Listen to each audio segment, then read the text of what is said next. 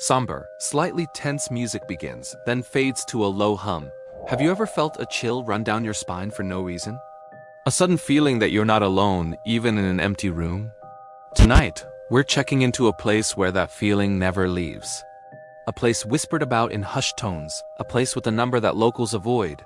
Room 13, the Grand Majestic Hotel. It stands like a relic from a bygone era, elegant on the outside, but holding secrets within its walls. Most rooms are just rooms, but room 13, that's different. It's not on any booking website. You can't request it at the front desk. In fact, most of the staff will pretend it doesn't even exist. But it does. And for a select, unfortunate few, its door has been known to open. Our story begins with a travel blogger named Leo, a skeptic who thrived on debunking local legends. He'd heard the rumors about the Grand Majestic and its phantom room. A night that never ends, they called it. The stories were all different, yet eerily similar. Guests who stayed in room 13 would check in, but never truly check out. They'd be found the next morning, dazed and confused, with no memory of the night, but aged, as if years had passed in a matter of hours. Leo, of course, thought it was nonsense.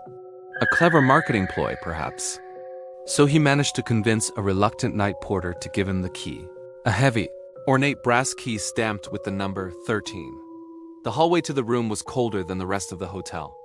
The air was thick, heavy. The moment he unlocked that door, the world outside seemed to disappear.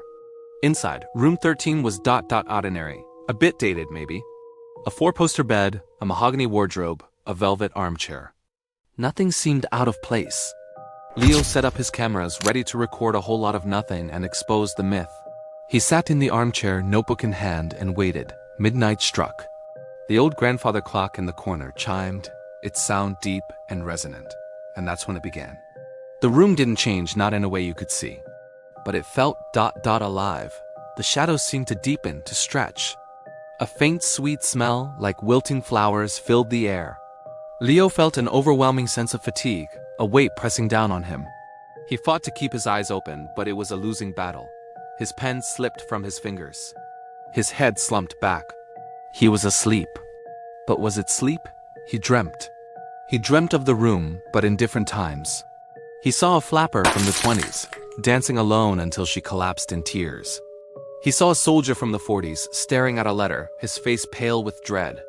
He saw a businessman from the 80s, talking to himself, pacing endlessly.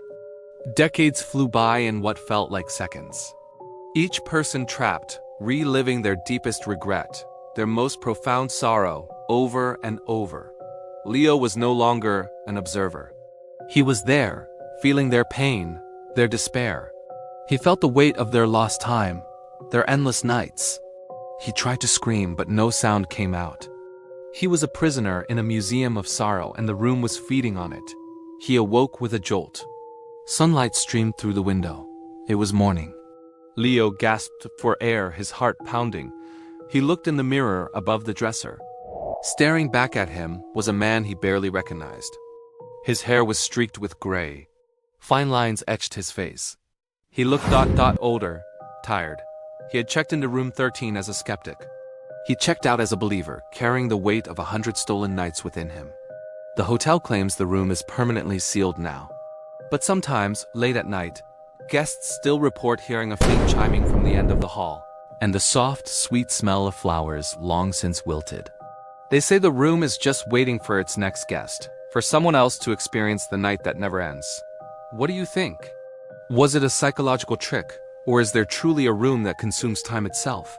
Let me know your theories in the comments below. Thank you so much for joining me on this journey into the shadows. If you enjoyed this story, please give this video a thumbs up and subscribe for more mysteries.